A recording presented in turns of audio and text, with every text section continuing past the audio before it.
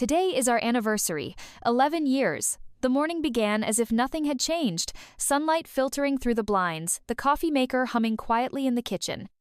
The house smells of freshly brewed coffee and slightly burnt toast. I always forget to take the bread out of the toaster on time. But today, everything is different. Because he's packing his things. Travis, me husband, is sitting on the edge of the bed, looking like a man who's made his final decision. Calm, almost emotionless. In his hands is a neatly folded t-shirt, the one that used to be my favorite on him. He looks at me as if expecting me to break down, to beg, to scream. "Macy," he says, "I think we're done. This is the end." I look at him. No tears, no panic. And honestly, I've known for a long time. Not in words, not loudly, but quietly, deep inside. Sometimes it doesn't hurt when the foundation of your life crumbles. Sometimes there's just a moment when it all becomes clear. I don't scream, I don't beg, I don't search for reasons why he decided this. I just look and think, how is it possible to stay together for so many years when the fire inside had long gone out? He stands, grabs his suitcase, and places it by the door. A flicker of hope crosses his eyes. "You're going to cry now, aren't you?" But I don't cry. I walk to the window, open it, and take a deep breath of Chicago's cold morning air. The wind plays with the curtains, and for the first time in a long while, I feel like I'm breathing freely. Travis closes the door behind him. I hear him shut the car door and drive away. And for the first time in a long time, I'm alone. But not lost. Not broken. Just free. Sometimes the hardest thing isn't to cry, but to accept. And to start over with a clean slate. I remember that evening. A few days ago, I was standing at the stove in our small Chicago kitchen, cooking dinner, his favorite pasta with tomato sauce and fresh basil, and he, Travis. He was sitting at the table, glued to his phone, as if it held the only spark of life. I tried to start a conversation, to share about my day, about how our son finally won his baseball game, but he responded with a single word, not even looking up. "Yeah." When dinner was ready, I set the plates, raised my glass of red wine, and made a toast, but it was already without him. Just me, with a quiet smile and a pang of bitterness in my heart. "To us," I said, and my voice carried more regret than hope. Then I remembered how it all began. In Austin, where we met. He was full of energy back then, dreaming of breaking free from other people's rules, routine obligations, monotonous days. "I don't want to live like everyone else," he'd say. "I want to be free, to do what I love." Now, his freedom is an endless chase for likes on Instagram, for fleeting attention, for the mask of a new version of himself he's trying to project. His freedom has become a performance where he's the star, but he forgets about those watching him with hope. He didn't leave for a new life. He left for an illusion he's created for himself and everyone around him. And in that moment, I realized he was never seeking freedom with me. He was looking for an excuse to escape responsibility. So, in the silence, I raised my glass again and said to myself, "This is my last toast to what was. Now I'm taking a step forward without him." When the door slammed shut behind Travis and silence filled the house again, I walked to the kitchen. There, behind our old toasteries, that's where I'd hidden the envelope, just in case. Last week, while sorting through his papers, I'd stumbled across it by accident. It wasn't some romantic love letter he might have thought I was searching for in his things. Number. It was a financial document. A hidden insurance policy, a hefty sum, taken out in my name. He thought I wouldn't understand the numbers. It's tough being an accountant and an underestimated wife at the same time. While he waited for my tears to feel powerful, I just opened the envelope and read the fine print. $250,000. That's what he'd set aside for me. Not out of love, not out of guilt, but likely to keep my mouth shut and ensure a quiet separation. But in that moment, I didn't feel hurt. I felt power. Because he thought I'd cry and beg him to stay. And I'm just holding this envelope, realizing. This isn't the end, it's the start of a new chapter. Sometimes I think if our marriage were a house, it wouldn't stand on a foundation but on the word almost. Almost happy. Almost strong. Almost ours. I catch myself using these phrases more and more. Well, we almost never fight. He's almost always home on time. We almost talked about it, but I was the queen of discountin', my own feelings. I remember 3 years ago, I made dinner for his birthday lasagna, his favorite, lit candles, set the table, and he got held up at work, sent a curt text. Don't wait, canceled dinner, Zoom call. It wasn't the first time. I used to call it, he's tired, or bad day, then just it happens. And there was that fall when I went to Ben's school meeting alone. Our son's teacher said, it'd be great if his dad could come next time. I laughed not loudly, not bitterly, just automatically. Yeah, sure, next time. Only later in the car did I realize no one was waiting for me, not even myself. It had become normal. Now I look back like rewinding an old VHS tape and see, we always lived in halftones. In almost apologies after fights. In almost honest late-night talks.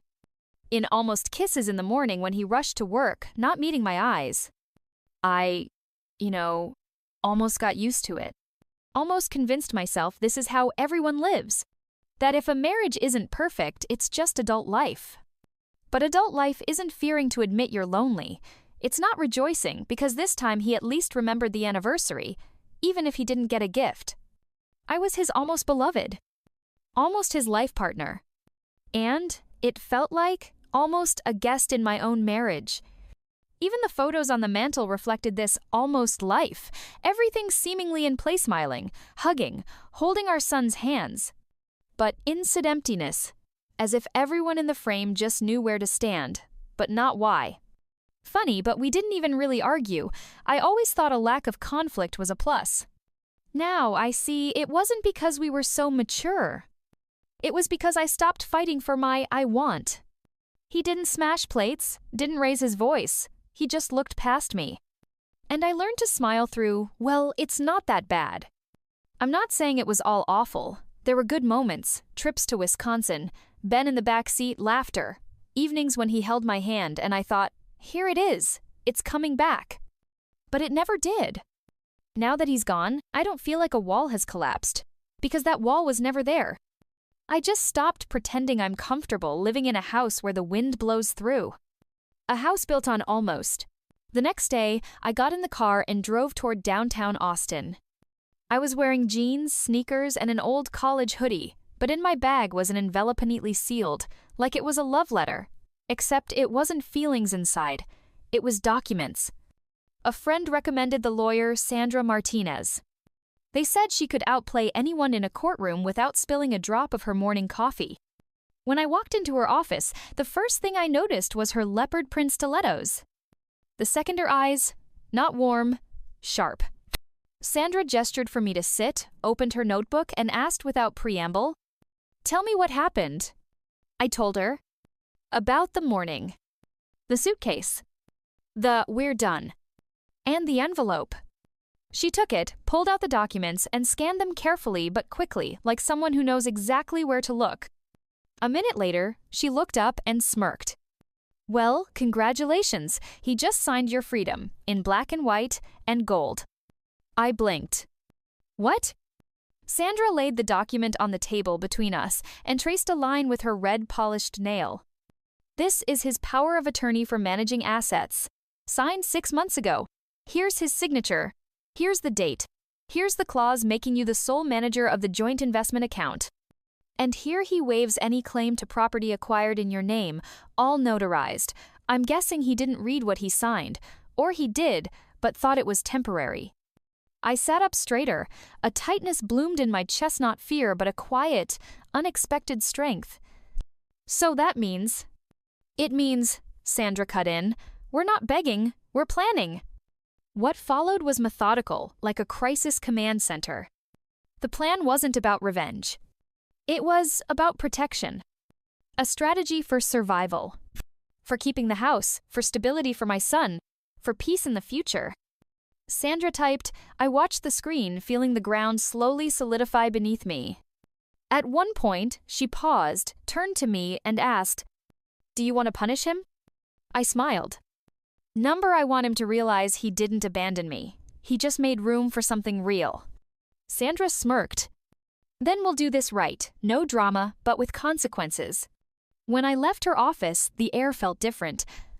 I walked across the parking lot to my car, feeling, I'm still Macy Harris, only now not almost. 100%. And for the first time in a long time, my mind wasn't empty. Just clear. And, yes, a little excited. It happened the next morning. I was sitting in the kitchen, wearing that good vibes only pajama set he always hated. On the table coffee, black? Like my new emotional palette. On the screen silence. Until that familiar ding. Travis. After 3 days of radio silence, no explanations, no attempt at a real conversation. The message was short, like him in moments when things got uncomfortable. I hope you'll handle this with dignity. I didn't mean to hurt you. I stared at those words and laughed. Quietly, restrained.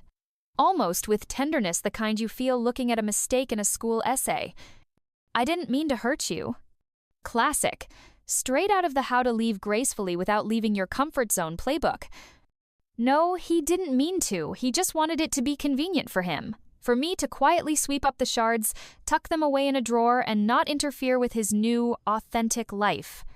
I reached for my phone and, before responding, took a picture. In the shot, the table. On it, 3 things. A coffee mug that read, "Own Your Story." The signed document from Sandra. And the envelope, the one with his signature, where he personally signed his resignation from my life. I wrote, "You got the wrong address. The pain, it's gone. It's not in this apartment. Just light, coffee, and some really good lawyers. Everything's in order now, legally. TET. Sent, blocked. Put the phone on silent." The silence finally, not a punishment, but freedom. And then I noticed a breeze move through the kitchen. But it wasn't the wind. It was me, moving forward. That day, I drove to pick up my son from school. At a stoplight, I heard Pink's "So What" on the radio. I sang along without thinking. I'm still a rock star, I got my rock moves. The boy in the back seat asked, "Mom, you're smiling today. Why?" I glanced in the rearview mirror, catching my own eyes. Because now it's real. Not almost, exactly how it's supposed to be. He nodded. And for a moment, I didn't just feel like a woman who survived. I felt like a woman who chose herself. It was Sunday, late morning. The house smelled of pancakes, and my son was at the table, drawing a superhero that looked like mine in apron, holding a lightning bolt. Then the doorbell. I opened it, and there was Travis. No flowers, no gifts, just that look men put on when they want to just talk. "Hey," he said, "I'm not here to bother you. I just wanted to see how you're doing. You seem different. I can feel it." I didn't answer right away. Took a sip of tea. Jasmine, with honey, the kind he called too girly. Now my favorite, because too girly, it turns out, is a synonym for damn strong. I invited him to the porch. We sat. He tried to hold my gaze, but kept glancing at my hands, the cup, the garden. "You really do look different," he repeated. "I keep thinking maybe I messed up." I smirked. "No, Travis, you didn't mess up. You just expected a different script. The Macy who'd spend years dissecting your "I didn't mean to hurt you," reading between the lines. But I stopped being your audience. This isn't a transformation. It's the end of the show." He froze, probably waiting for me to say "but," to leave him an opening, even an emotional one. "You always loved a dramatic finale," I added. "The chills, the HBO vibes, but ours? It's a quiet exit, Travis. Just you leaving, just the credits rolling." He shifted, ran a hand through his hair, pressed his lips together. "So, what are you going to do now?" I looked at him like you'd look at a stranger who accidentally said your name. "Live, not by a script. For real, no almost, no pauses, no you." He nodded, stood awkwardly. "I'm glad you're okay. Really." "Of course you're glad," I said softly. "It's easier that way. You walk away, and I stay stronger. Convenient." He didn't reply, just walked out through the gate. I watched him go. For the first Timeno pain. No anger. Just an episode you won't rewatch. When I returned to the kitchen, my son looked up. Who was that? A ghost, I smiled, but not a scary one anymore. He nodded, like he got it. And I poured myself more tea. And thought, not every story needs to end in a storm. Sometimes it's enough to turn off the theater lights. People love to say, it all started when he left. But the truth is, it started before. The day I realized, being alone isn't scary. It's possible. It was a Saturday. Spring in Texas, the sun's so bright I still squint when I think about it. I was at a baseball game Little League, teams with names like Little Rangers and Stormcats. My son Henry was in a red uniform, number 12, helmet crooked, cheeks dusty, eyes shining. He stood on third base, waving at me like I was the only spectator in the stands. And, honestly, in that moment, I was. Because his father, Travis, couldn't make it. Again. I sat on an aluminum bleacher, sandwiched between some mom from Austin and a guy in a number 1 baseball dad t-shirt, chomping gum loud as a tractor. We exchanged looks, laughed, and at some point I was laughing for real. We talked about the game, joked about the umpire, shouted, "Nice pitch," and clapped. I bought myself a soda and some cheesy corn snacks, and sitting there, under that blazing sun, surrounded by cheers and the crack of bats, I suddenly felt, I'm good. Not okay, not bearable, not, at least I'm not crying, but truly good. Without Travis. Without explaining, justifying, or waiting for his approval. Without his perpetually late promises or perpetually tired gaze, I watched Henry run beaming and thought, this is what it's all for, who it's for, and I'm doing it. More than that, I'm living. After the game, his teacher, Mrs. Roberts, came up to me and said, you know, Macy, your son's always so confident. It's like he knows someone's always got his back. You can feel it. And I almost cried. Not because I was sad, but because I realized, that's me. I'm his support, and I'm doing it. That's where it began. Not with his leaving, but with my inner spring. The realization that being alone isn't the same as loneliness. That silence in the house isn't always emptiness. Sometimes it's just peace. From that day, I started taking myself back. Little by little, no revolutions, just a smile from the bleachers, a soda in a cup, the understanding, I'm not half, I'm whole. Freedom isn't a firework. It doesn't shout, demand fanfare, or come with a slogan on a t-shirt. Freedom is a morning when you brew coffee in your kitchen and realize, no one will tell you you're too loud or too quiet. A month after Travis left, I started a blog. Not for likes, for air, to exhale what was burning inside. I called it simply, Financial Independence After Emotional Dependence.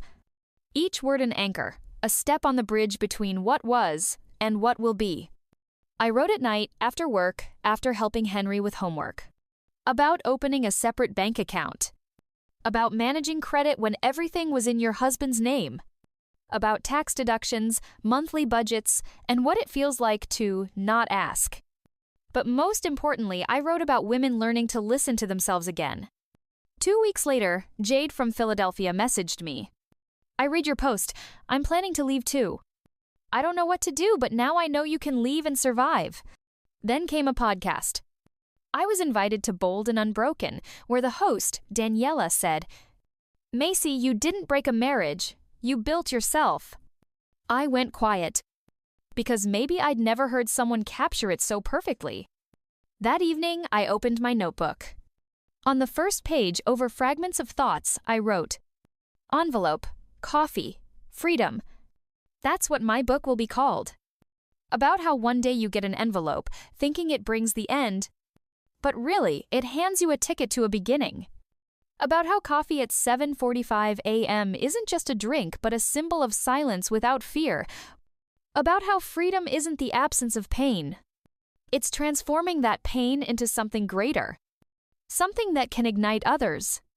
Every morning, I sat with a latte, opened my laptop, and wrote, not about him, about me. And suddenly, I realized, sometimes the house has to burn down. for you to see the strong bricks you've always had beneath the ashes. Morning. The kitchen is bathed in the soft glow of a Texas sunrise. I start the coffee maker. It's steady, almost meditative.